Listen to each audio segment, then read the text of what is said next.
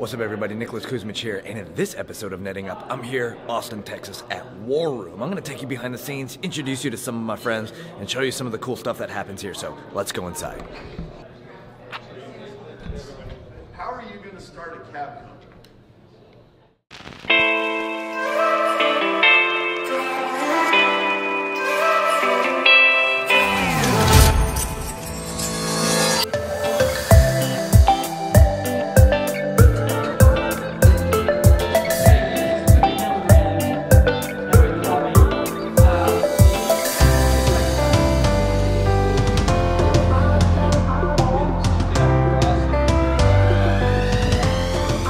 What's up, everybody? Nicholas Kuzmich here. Hey, I'm hanging out at WarRoom, and look who I bumped into. The man, the one and only Justin Brooke. Good bumping into him here. Hey, Justin, here's the reality. A lot of people watching this are never going to meet you in person.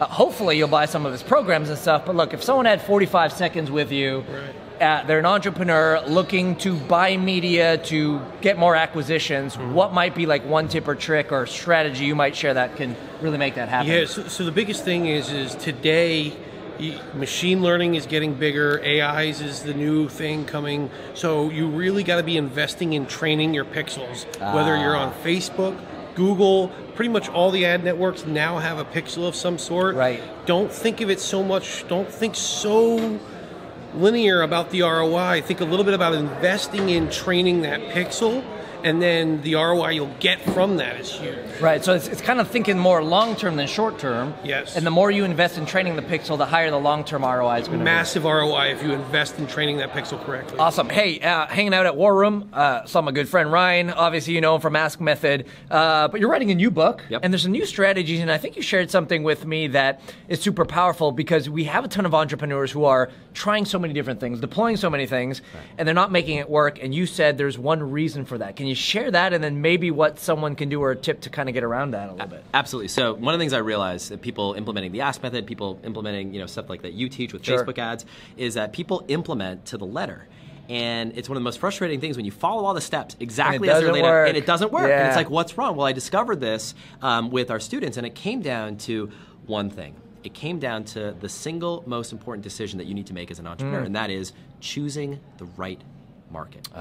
If you choose the wrong market, if you follow all the steps in Ask or Facebook ads, but Nicholas teaches, like everything, and you choose the wrong market, it doesn't matter. Right. And the big mistake that I see people make is when people start business, they ask the wrong question. They spend all this time focusing on the question of what. Sure. What do I create? Sure. What do I sell? Right. The question you want to be asking yourself is who are you going to serve? So I have an entire framework for how to choose the right market, but I'll give you one tip right here, right now. Yeah. And it's a mistake that I see people make. It's the if you build it, they will come mistake. And what that means is instead of trying to find new space that nobody's doing anything, here's what you want to be looking for. You want to be looking for specifically somebody who is succeeding in spite of themselves. So they are making money, they are having success, and yet they're doing 5 things wrong. That is the slam dunk. You want to find that opportunity, and all you need to do is build a slightly better mousetrap, slightly better marketing, and you're going to win the game. Love that, love that.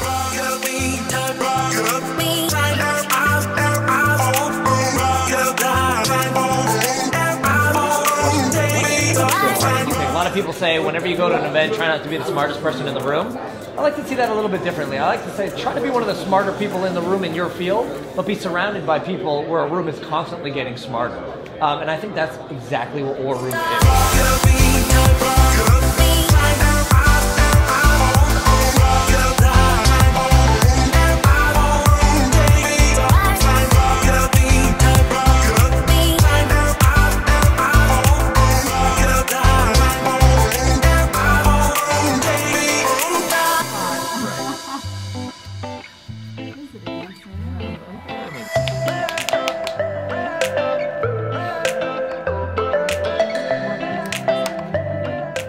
Done.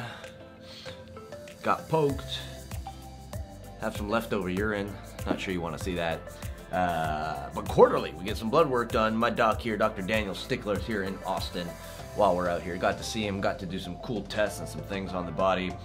Time to get caught up on my blood work, see how we're doing to see how we can get even better. So it's about 7:30 a.m. Just gonna finish getting ready and then head over to the conference. We'll see you soon. What's up, everybody? Nick here. Hey, we're still hanging out at WarRoom. Bumped into my good friend Garrett Gunderson, the wealth guy. But here's the thing, Garrett. A lot of people in my world are talking about generating income. Right. But making money is one thing. Keeping it, protecting it, growing it is a total other thing. So if someone were like, Garrett, I'm doing all right. I got a good business. What do I need to be aware of beyond that could end up having like lifelong ramifications with their wealth and their money? What might they need to know to kind of be in a right mindset? It ain't what you make, it's what you keep. So how do you boost the bottom line by 10% or more? There's 4 main areas. Number one, we'll call it crossing the T's. You got to save on tax. Most entrepreneurs overpay tax. Right. The second one's an I, which is save interest, restructuring loans, paying off inefficient loans, renegotiating interest rates. The third I is investments, and in investments, a lot of people have like minimal fees, or they feel like they're small percentages that make maximum cost that drag that investment down. And the fourth one is insurance. There's a lot of duplicate coverages, improper structure, and so without having to work harder or scrimp or save your budget, there's 4 areas right there that you keep way more of what you make just by knowing about it. Nice. Hanging out at WarRoom, bumped into the OG himself, Perry Marshall. Perry, thanks for taking a second here. I appreciate that. Absolutely. So if you don't know Perry, author of 80/20 Rule, a whole bunch of other stuff, really has been one of the forefathers in a lot of what we do in the digital advertising space.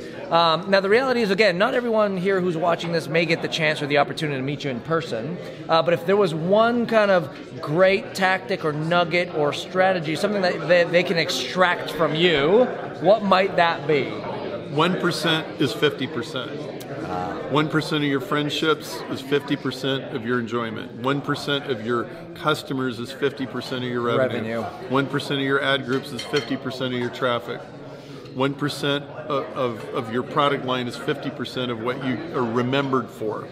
So find the 1%. Find the 1%. Find the 1% and focus on it, which actually is far easier to do than even the 80/20. Everyone's familiar with your 80/20 and Pareto's 80/20 and all that, but a lot more focus comes from actually thinking about that 1%, focusing on that 1%, because that's going to be the true driver for everything else. You expand it until it's the only thing you can see. I love that, Perry. Thank you for your time. I appreciate that. Thank you. One thing left to do, go ahead and deploy.